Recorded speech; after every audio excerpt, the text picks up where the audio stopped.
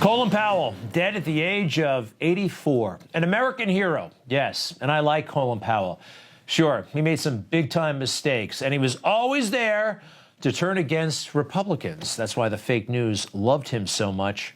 I grew fond of him, quite frankly, back when I was in college, and I found out that the new chairman of the Joint Chiefs of Staff went to school in the Bronx. He went to high school in the Bronx, and he went to City College. I was going to Fordham at the time, and I liked that about Colin Powell. He was a hometown hero. We actually went to the same White Castle restaurant decades apart. Anyway, also this. He was achieving great things based on ability. Folks recognized in the Army that this guy was very, very good. Basically, Republicans, more than any other group, saw this guy's potential. Caspar Weinberger, the Secretary of Defense under Ronald Reagan, made him a top aide, and Reagan administration really saw him as a genius, and they promoted him as such. He became National Security Advisor under Ronald Reagan. A pretty remarkable story, actually. And I will say this, and I think it sounds, I don't want it to sound harsh, but Colin Powell achieved amazing things despite being black, not because he was black. Now, despite being black, let me set this up. When he was coming of age in the Army, being black was held against him by a lot of people. He felt it in big ways and small. And some of this is in his book, by the way, his autobiography, An American Journey. He wrote this in the 90s, right after leaving the Army. Talked about a lot of things. He was in a helicopter crash in Vietnam. At one point, he actually lost his gun, and an officer cut him some slack. It could have been a career ender, but saw the overall quality of the person and decided not to make a federal case out of it. The Army today has a zero defects mentality. He appreciated that moment. So a lot I appreciate about Colin Powell and his honesty and candor in that book, but the fake news, why do they like him? They like him because, as a Republican, he was always endorsing Democrats. I think he is a transformational figure. He is a new generation coming into the world, onto the world stage, onto the American stage. And for that reason, I'll be voting for Senator Barack Obama. Will you endorse President Obama this race? Well, you know, I voted for him in 2008, and I plan to stick with him in 2012, and I'll be voting for he and for Vice President Joe Biden next month. Today, Powell announced he will vote for Clinton, reportedly saying she is balanced, she has temperament, and no matter what anyone says, she has stamina. I support Joe Biden for the presidency of the United States. You see, I mean, he was the go-to Republican who would endorse Democrats. And he did say he was a Republican in a rather dramatic way right after he got out of the Army. I will continue to speak out forcefully in the future on the issues of the day, as I have been doing in recent weeks. I will do so as a member of the Republican Party and try to assist the party in broadening its appeal. I believe I can help the party of Lincoln move once again close to the spirit of Lincoln. So Democrats weren't too into him when he announced that. They were hoping that he might run as a Democrat someday. And they had even less use for him after he went to the United Nations and made the case for WMD in Iraq. Remember this? We have first-hand descriptions of biological weapons factories on wheels and on rails. The trucks and train cars are easily moved and are designed to evade detection by inspectors.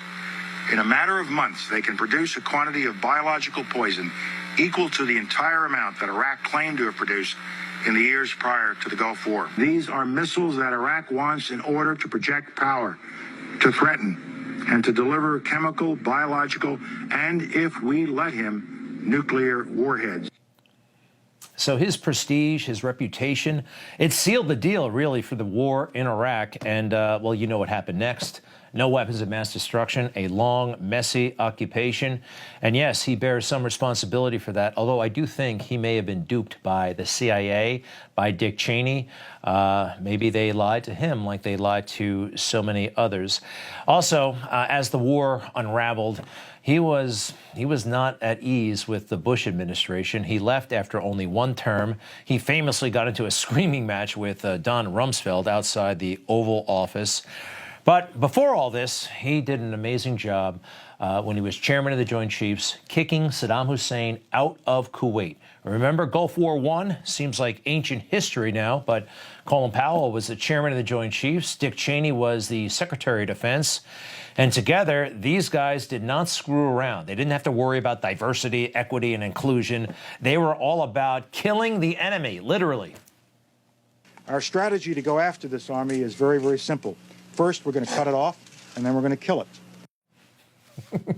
How's that, huh? How's that? Now we have a different mentality in the Pentagon, right? We have General Milley, we have Lloyd Austin, and we have their virtue signaling, and it's just very, very different, and that's very unfortunate. The system, by the way, wants generals and secretaries to be like these guys. I'll get to that in a moment. And in part because Bill Clinton saw the writing on the wall when it came to Colin Powell. Bill Clinton was said to be very, very concerned about Colin Powell running against him for president in 1996. He was worried about that and greatly, greatly relieved when Colin Powell said he's not doing it. A passion and commitment that, despite my every effort, I do not yet have for political life. Because such a life requires a calling that I do not yet hear. And for me to pretend otherwise would not be honest to myself, it would not be honest to the American people, and I would break that bond of trust. And therefore, I cannot go forward. I will not be a candidate for president or for any other elective office in 1996. And Bill Clinton was like, wow, that was a close one. It was, because this guy was universally popular and had just won a war and might have been able to beat him in 1996. Something interesting happened after that, though. Why would a president ever appoint a powerful person with charisma to a big job like chairman of the Joint Chiefs of Staff? Guess what? They never did after that. They said, wait a second, we could be appointing a political rival.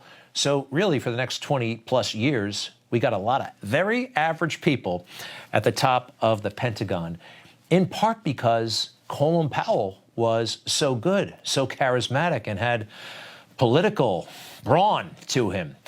Political leaders don't want that. They have enough rivals. So I am saddened by his passing. I will say this, though. You've heard that silly phrase, somebody looks like me, therefore I identify with that person, right? Someone looks like me. If only the Secretary of Defense would look like me. I think it's a very silly thing. Colin Powell and I do not look alike, but I thought he was great when I was coming up through the ranks. I admired him, and I had a great deal of respect for him. I told you, because of that hometown connection and a couple of other things, I just thought he was the real deal. It had nothing to do with him being black and nothing to do with me being white. I just thought he was a great soldier, and I still do. I'll be right back. You just watched Newsmax TV, America's fastest growing cable news channel, now in more than 70 million homes. You can get Newsmax TV on your cable system or check your cable guide. And if your system doesn't carry Newsmax, call them, tell them you want Newsmax TV, because we're real news for real people.